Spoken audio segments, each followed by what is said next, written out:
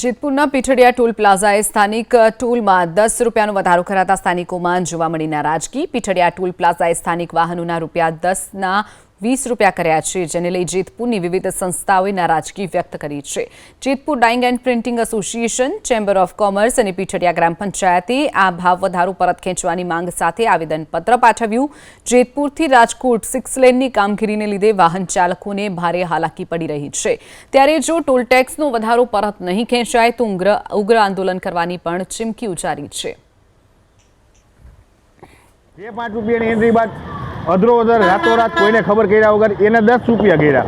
ફરી પાછું ટૂંક સમય પહેલાં જ એ લોકોએ કોઈને જાણ કર્યા વગર, જેતપુરની પ્રજાને જાણ કર્યા વગર 20 રૂપિયાનો અન્યાયી ટોલ પાછો જાહેર કર્યો, જેના અનુસંધાને ટૂંક સમય પહેલાં જ 2 દિવસ પહેલાં જેતપુર ડાઇંગ એન્ડ પ્રિન્ટિંગ એસોસિએશને અને જેતપુર ચેમ્બર ઓફ કોમર્સે આનો વાંધો ઉપાડ્યો છે। અમે પીઠડિયા ટોલ નાકા પાસેનો રોડ જર્જરિત છે, અત્યારે પુલના કામ ચાલે છે, આવા સમયે ટોલ પણ ઉઘરાવી શકાય નહીં, પરંતુ આમ છતાંય લોકો નિંદ્રાધીન પરિસ્થિતિમાં છે।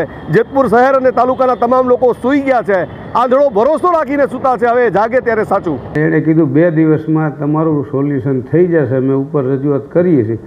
જો સોલ્યુશન ન થાય તો આગામી રણનીતિ ઘડવામાં આવશે।